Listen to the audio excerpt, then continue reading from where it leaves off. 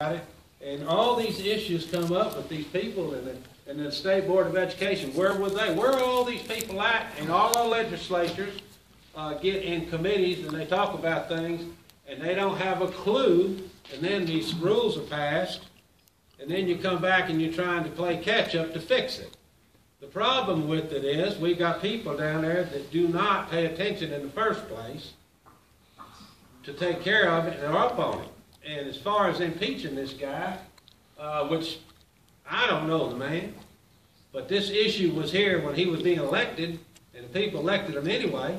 So now we go after this, and this, but the very ones that can and should and be the watchdogs are not watching. That concerns me. Can I say something real quick? Right, because my understanding is a little different. Go ahead. Well, if you look on the national scene, how Common Core got into 46 states across this nation, and the legislatures of those states weren't involved. They went. You have to look at the tactics and the strategies of how this federal takeover of education has happened nationally.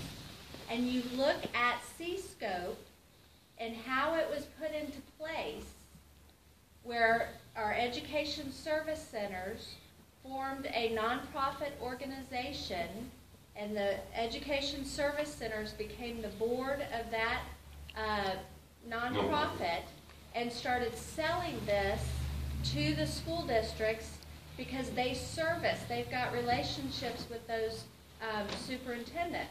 So at that January 31st hearing, when a lot of our elected officials during that hearing found out about this, it was the first time that they didn't know about it, and it was on purpose that they didn't know about it. And so that's the concern. That's why I don't think that we can depend on our elected officials to fix this. We can work with our elected officials so that when we, for instance, I sent a message to the Lieutenant Governor about the concerns I had with the data collection. And so that was the first time that he had heard that there was a concern. We've got filters in place because Texas has not signed on to NBLUM. That's a whole nother story. But the meaning being that our elected officials are kept in the dark on purpose, I believe. And it's our job as citizens, when we see what's going on and we start uncovering through research, that we have an open door to our elected officials who can help us figure out a strategy to stop it, whether it's at the legislature or whether it's our local school board. I will tell you, our local school boards are trained by TASB, and our tax dollars are paying for them to go to training where they're learning how to hand power to the superintendent. So I think we have to be very clear about what's going on and understand that there are a lot of good people who are green. They're being used by these people organizing it. I think there is a State Board of Education down there. We have people elected to watch this stuff. We've got legislatures that's trying to pass rules, and if they don't know, they're in the dark, and their job is to know, and they don't know, then the problem is there. It's not me and you being ignorant. Well, I ain't ignorant, but it's the problem is inefficiency and lack of knowledge on their part, because they rubber stamp stuff without even reading it, just like Obamacare was. We'll pass it and see what's in it later. That's what we got on state education right now. My understanding, I'll tell you everything I know in just a couple of sentences, and that is, I didn't find out that we had C-Scope. No one told me, and I didn't find out that C-Scope has Common Core until I started hearing from groups like you, which is Alice's point. And that occurred summer of 2012, in the fall. I couldn't go to grassroots, I couldn't go to a Tea Party gathering without hearing all the problems. And then I asked Barbara Cargill come over, she brought over several of the lesson plans, and I went, terrorists? The Boston Tea Party, terrorists? How can you be terrorists when you pay for the tea that you dump overboard? Right. How in the world can you be a terrorist? Really? Barbara should have known months earlier. Well, She did. I can't She was in comment, that position. and I can't comment on that because I'm just sharing with you what I know. So that's why we drafted 1406 that added to the textbooks one curriculum, C-scope, to be reviewed, corrected, and approved. And the timeline had them doing all of this review and finalizing it by June 1st. During this time period, for whatever reason, Senator Patrick declared he wasn't going to pass the bill. And I didn't find that out until afterwards. It wasn't communicated, he didn't tell me. And so evidently, I'm advised, I don't know this to be a fact, but the State Board of Education slowed down. They're working on this. And then the bill was picked up by Representative Tull from the Woodlands, and it passed, and the governor signed it. So it's state law.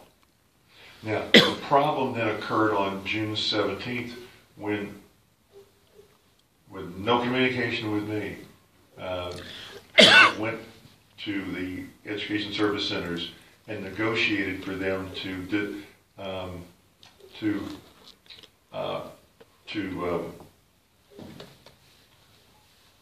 abolish the nonprofit over C-scope. When that happened, they also wanted to put it up on the internet. At that point, it went viral. As I said earlier, the school districts were paying for C-scope. They did pay. Now it's viral. They can get it for free. So that's what, Terry, I'm hearing your superintendent say. I don't have to pay for something. I can go ahead and get it for free. I'm not concerned. I'm not focused on the cost. What I'm saying is there are errors in C-scope, both factual errors, bias, and you have Common Core that needs to be fixed. And that's the review that Barbara Cargill has authorized in on or about August 15th. I can get the exact date if you want, but that was one of my last meetings in which that's what she agreed to in the plan. Their work scope, they're due to be through with the first part, with the social studies, in the next couple of weeks. And we'll be able to, that information should be going to the school districts and trigger Senate Bill 1474 requiring a public hearing. And that's what I'm going to communicate with one of my lawyers present when I call your superintendent. How to communicate that to the colleges that does the teaching of the teachers? We can do that too. We can do To me, that's a necessity. Yeah. Well, with the amount of money that was spent, and I understand part of the argument was the state paid money, and it's like charging us twice. That was my understanding. So if the state of Texas spent money one time on this thing, and in the budget process, somebody had to know something was going on in the legislature to give them money. Now, I'm going to pay in money. If you give me $500,000 and nobody asked what for, somewhere, somebody should have known something was going on, because they got to have, the question had to be asked, what are we paying for and what are we getting for our money? And if the question come up and the answer was, we're getting Common Core, C-scope, I can't understand why we got this far without, because money being spent years ago to get with an approved. And, You do and understand. nobody say nothing. You do understand that both Governor Perry and I took a position and opposed Common Core and our entry in Race to the Top because of Common Core, and we did not participate in the Obama grant program because it's Common Core. So a decision was made as your representatives by the two of us to say no to Common Core coming into our school system. And that was done 2 years ago, 2.5 years ago. But when the original money was funded for it, and they agreed to do it, you was on board with that, yes or no? No, I hadn't. He didn't know about C-scope. To my And that's the note I wrote you. I had no idea. Right, Barbara Cargill, that with Senate Bill 6, that opened the door for C-Scope. C-Scope is an online curriculum, so the SBOE didn't have oversight over this online curriculum like they do textbooks. That's why Barbara Cargill. That's why they changed the law. That was the reason for this letter. Money was paid for something by the state of Texas for that.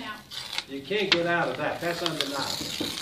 No, the money wasn't paid by the state, it was paid by the school district. The school districts. The school districts, the education service centers developed this curriculum, then sold it to our school districts, or rented it to the school districts. Each child, I think it was between $7 and $9 a child.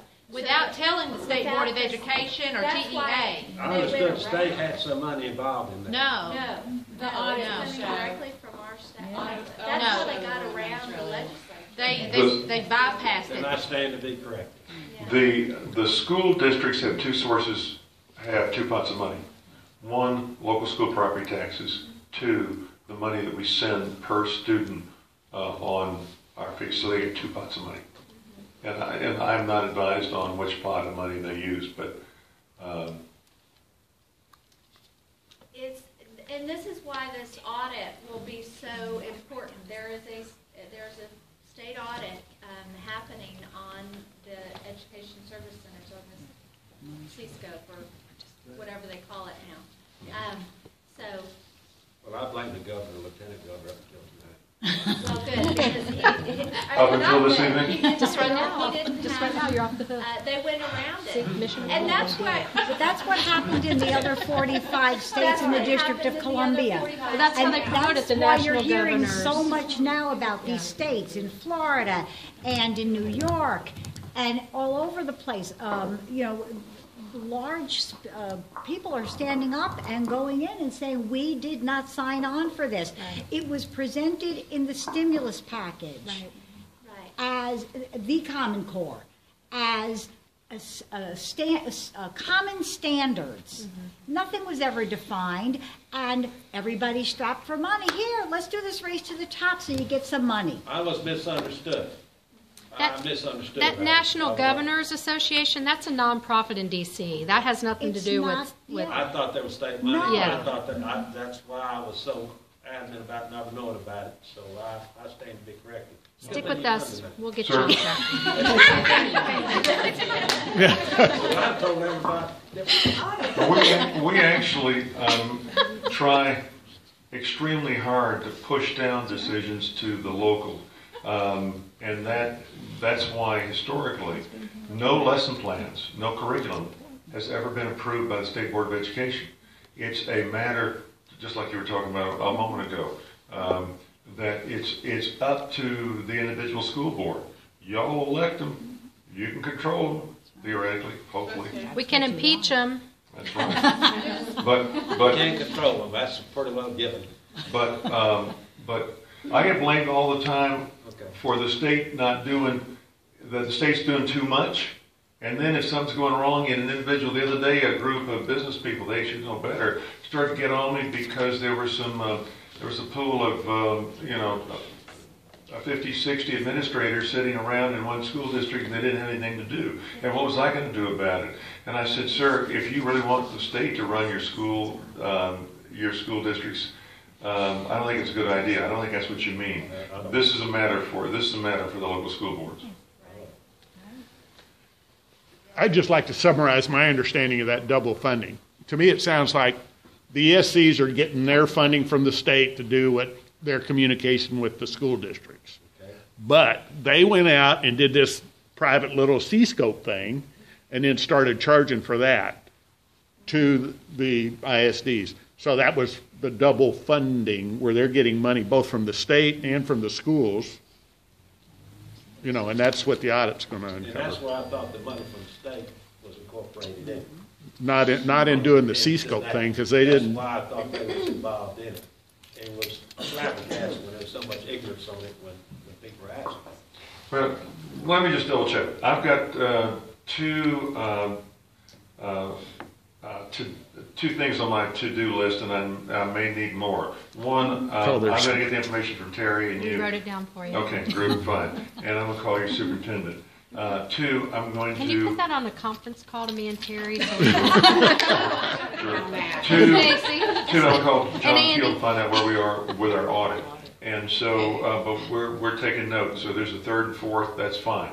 I'm just, but again, I just can't tell you how appreciative I am that people like yourself and Alice and I start going around the room, Terry and Stacy are telling us your concerns, because literally it's a big state, and today I was working on economic development, and we're looking at taxes, and we're looking at changes in our tax structure and lowering taxes to make Texas even more attractive.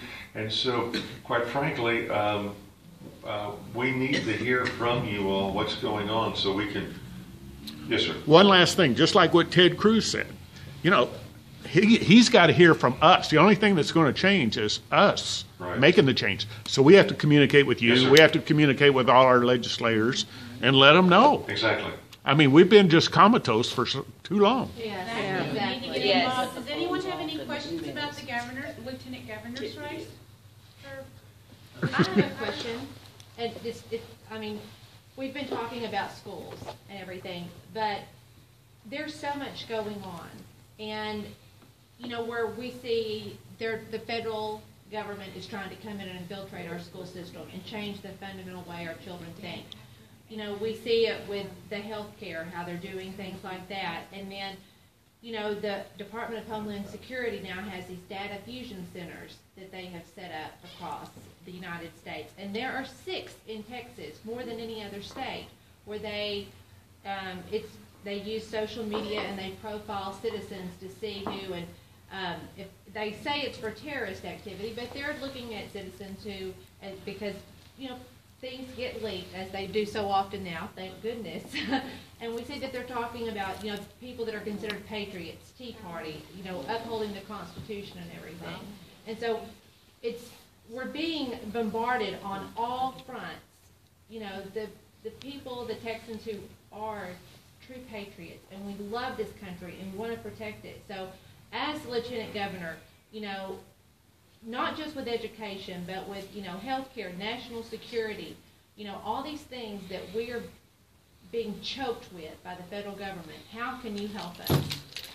We are working on our priority legislation for the 2015 session, and I'm presupposing at the end of the day, because I have the most conservative record of anyone in this race in the Senate, and Texas is doing well, and I know how to keep our economy going, and I care about all these subjects. I'm assuming I'm going to be, so I'm working on the agenda for 2000.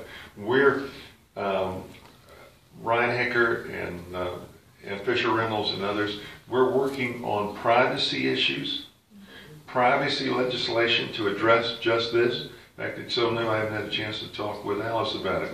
But we're looking at privacy legislation to, on the state level, to protect your confidential information, to protect data on yourself and your children, to protect the information concerning gun ownership, Second Amendment rights, and others. So this will be a big effort on our part, at least the Senate's part, to pass legislation that goes along with privacy rights under the Constitution, but laying them out clear.